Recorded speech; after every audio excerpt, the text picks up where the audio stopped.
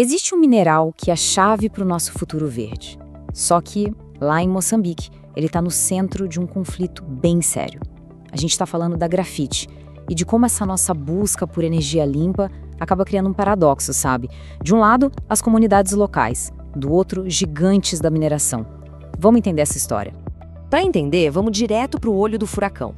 Imaginem a cena. 800 famílias, lá no norte de Moçambique, decidem tomar uma atitude.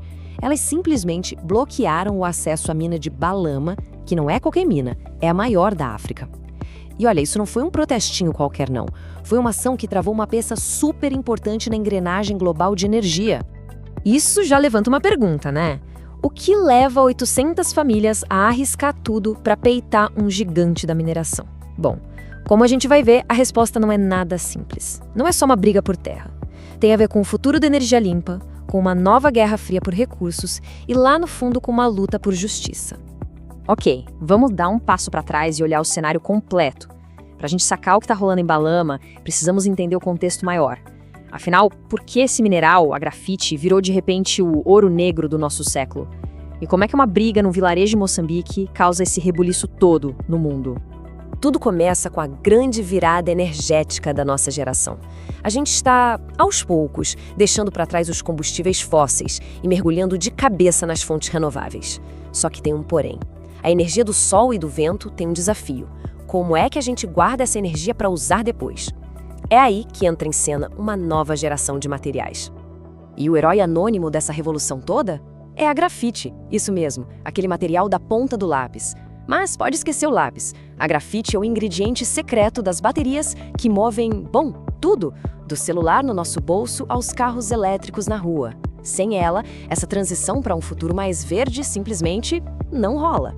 E não para por aí, viu? Não é só bateria. A grafite está em todo canto, nos painéis solares, em peças de avião e até ajudando a limpar a nossa água. A conclusão é bem simples. O mundo precisa de mais, muito mais grafite e a demanda está explodindo. E sempre que a procura por algo explode, a geopolítica entra em campo. Olha só esse dado. A China controla mais ou menos 70% do mercado mundial de grafite. E não é só tirar da terra, é processar também. Isso dá um poder gigantesco para Pequim sobre toda a economia verde. Para o resto do mundo, principalmente para os Estados Unidos e para a Europa, isso é um baita sinal de alerta. E qual o resultado disso tudo? Uma corrida global por recursos, que coloca Estados Unidos e China em rota de colisão. Os dois países sabem muito bem que quem controlar o acesso a minerais como a grafite não está controlando só um mercado, está controlando as chaves da tecnologia e da economia do futuro. E é aí que Moçambique entra na história. Vamos ver agora como o país se tornou uma peça central nesse xadrez global e quais são os desafios que ele enfrenta para tentar transformar toda essa riqueza mineral em prosperidade de verdade. Pois é, no meio dessa disputa de gigantes surge Moçambique. O país já é responsável por 10% da grafite do mundo. E olha, com reservas gigantes e de altíssima qualidade como as de Balama, esse número pode pular para 15% rapidinho. De repente, Moçambique deixa de ser só um país africano no mapa e vira um jogador-chave nesse tabuleiro da energia global. Mas, uma coisa é ter a riqueza debaixo da terra. Outra, bem diferente, é conseguir tirá-la de lá de forma estável. E aí que tá o problema. Em só um ano, a produção despencou. Uma queda de 64%. Para um país que aposta tanto nesse setor, isso não é só um alerta, não. É um terremoto econômico. E o motivo dessa queda toda? A gente volta lá para o comecinho da nossa história. Aquelas 800 famílias que bloquearam a mina. É a prova de que, hoje em dia, com tudo conectado, um conflito local por direitos e por terra pode sim abalar uma indústria inteira e ter consequências a milhares de quilômetros de distância. Mas o curioso é que essa instabilidade toda não espantou os investidores. Pelo contrário, os Estados Unidos acabaram de injetar 150 milhões de dólares para expandir a mina de Balama. Por quê? Porque para Washington, garantir o acesso a grafite que não venha da China é uma prioridade estratégica. E isso, claro, aumenta ainda mais a pressão para que a mina funcione a qualquer custo. Agora, vamos focar na perspectiva que talvez seja a mais importante de todas. A de quem vive literalmente em cima dessa riqueza. A gente vai mergulhar agora no abismo que existe entre as promessas de desenvolvimento e a realidade dura que as comunidades locais enfrentam. Olha, no papel, a lei de Moçambique é bem clara e até avançada. Ela foi feita para proteger as comunidades, para garantir que a riqueza do subsolo também beneficie quem vive ali em cima. Mas o desafio, como a gente vê em tantos lugares, é a distância enorme entre o que a lei promete e o que acontece na prática. E que direitos são esses? Bom, são coisas básicas, sabe? Receber uma compensação justa pela terra. Ser ouvido antes das máquinas chegarem.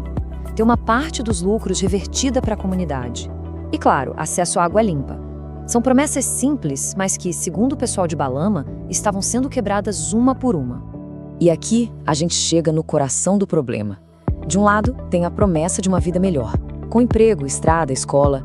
Do outro, a realidade que pode virar um pesadelo. Perder a terra onde se planta, ver a água contaminada, a comunidade rachada. Para essas famílias, a linha que separa a bênção da maldição é muito, muito fina. E foi justamente uma promessa quebrada que fez a bomba estourar. Quando aquelas 800 famílias sentiram que a compensação que ofereceram pela terra delas era injusta, elas decidiram agir. E não era só por dinheiro. Era uma luta por dignidade e para que a lei fosse cumprida. O que nos traz de volta para os dias de hoje. O bloqueio acabou, a mina tá funcionando de novo. Mas não vamos nos iludir. O fogo desse conflito não se apagou completamente. O futuro da grafite em Moçambique, e principalmente o futuro dessas comunidades, ainda está em aberto. É isso aí, a mina de Balama reabriu. Mas a pergunta é, como? Ninguém sabe ao certo. Os termos do acordo que fez as famílias liberarem o acesso são secretos. Silêncio total da empresa e do governo. E esse mistério todo levanta uma questão bem incômoda. Será que a justiça foi feita ou o silêncio foi simplesmente comprado?